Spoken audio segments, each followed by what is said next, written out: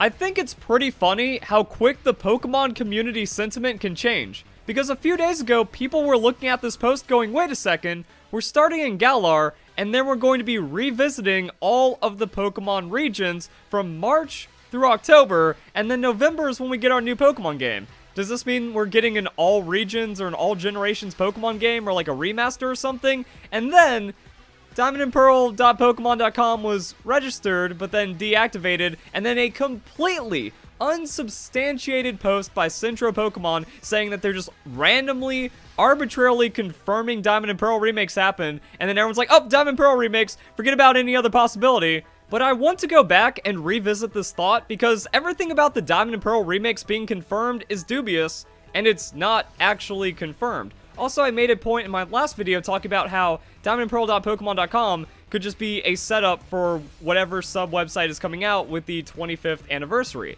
And that's this post right here. So we can scroll down a bit and then reliving the classic Pokemon journeys. We still don't know what this means, and the timing is also kind of weird in its own, because we're most likely going to get our big Pokemon announcement on Pokemon Day, which is a few days before March.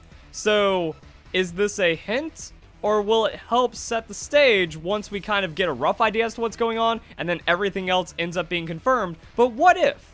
What if we don't get an announcement on Pokemon Day, and we have to wait until summer? I think that's actually a decent possibility, even though it's not as likely. So what's actually going on here? Each month we'll revisit the mini regions of the world of Pokemon. The adventure kicks off in March with the Galar region, and then we have Pokemon TCG leaks for the 25th anniversary coming through, pretty much confirming that, yeah, Galar, that's going to be March, and then October 8th is going to be when we have the Kanto celebration, but we don't know how these celebrations are going to go until it's too late, kind of, which is weird in its own. We can just kind of see this is a large, multi-generational, very kind of organized event that's happening. This isn't just going to be, oh, you can get any random starter promotional TCG card in a pack. No, it's just going to be specific packs that are going to be sold at specific times. So each generation will get a first partner pack containing 3 jumbo cards of its starter Pokemon and then 2 regular booster packs, and then they're going to come out with the regional celebrations in time. However, we've kind of seen this before, so if you're all crazy about like, yo, we're going to get the all regions Pokemon game, or yo, we're going to get like generation 1 through 5 remakes,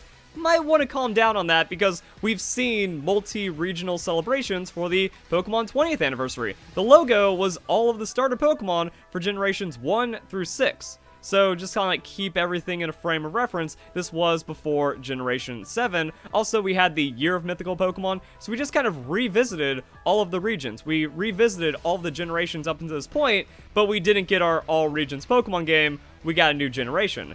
However, because Pokemon Sword and Shield came out very recently and just had the DLC, we're not even looking at Generation 9. So it does open up some weird holes in the potential reveal cycle, but as we can see, this isn't like anything unusual, just kind of showing all the starter Pokemon, doing this regional thing. I don't think it immediately means, oh man, we're going to be getting some kind of big multi-regional game. Let's go back to one of the greatest Pokemon trailers ever. It all comes together for a brand new Pokemon adventure, but if you remember it, and a lot of you probably do from just constantly rewatching it, right? You look at this, wait, we just went through all of the games. We just went through all the regions. That's a build-up. What does that mean? Does that mean we're going to get it again? Are we just going to have the all-region Pokemon game? Is the dream finally coming true? Well, actually, when I was watching this back in 2016, I saw it more like a count up. Like, oh, this is the Generation 7 reveal. You can see that in the reaction that I had when it happened. And then the rest of the trailer, it's all the cool little things, it's all the aspects of Pokemon, the community aspect, the social aspect, the competitive aspect, really coming through, you know, battle, trade, collect, all those amazing... It's just an incredible trailer.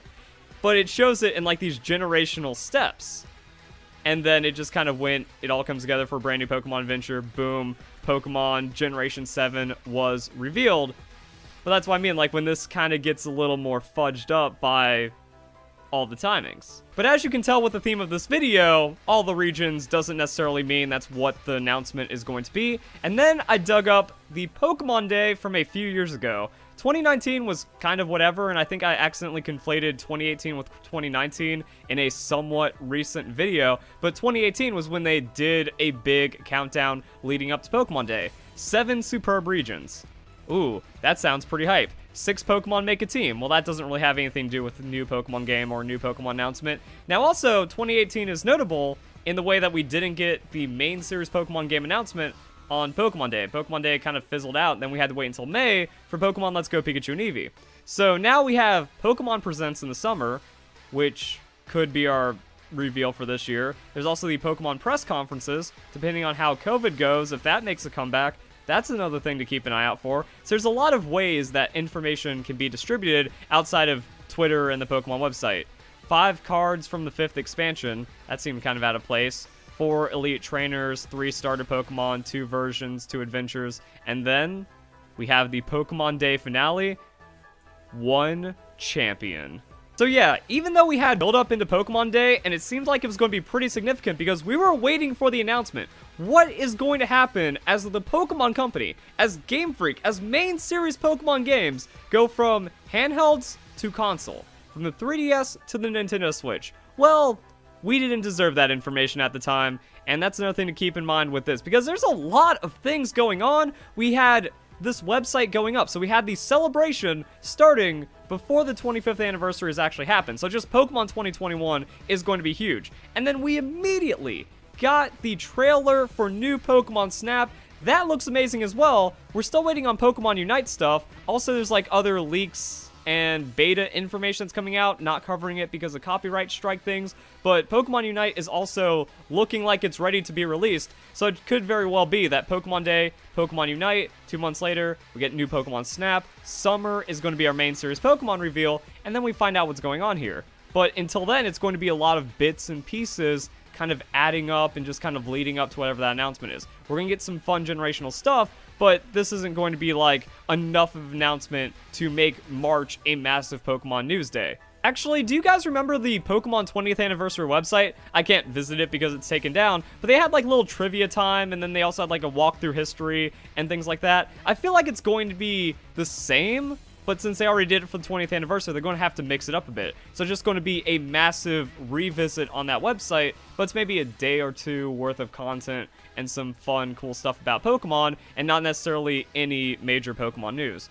So that's also something to set expectations on. And then there's going to be TCG, more fun in store, all kinds of cool stuff like that. So Pokemon 25 hasn't even started. We already have a ton of things going on, and yeah, it's just like now things are weird, and now we just kind of get to wait a month-ish for the hopefully big announcement. If not, we have mini games to hold us over. It's like no matter what happens, it's going to play out. And I think that's the good thing. As for like some kind of crazy, this means all regions or the Pokemon Remaster is going to happen or something like that, yes and no. Yes, it's possible, but history says no, this doesn't immediately mean or prove anything. And then much like we've seen pretty much with every major Pokemon announcement, what I love most about the news cycle is when it all clicks. When it all comes together, when it all makes sense, when that weird thing falls into place and it's like, oh, well, it's too late now, but the pieces were there, and then we can try to use that for the next time, and then fail like we always do. But still some fun stuff. So if you guys enjoyed the video, hope you all have a nice day. Thank you very much for watching.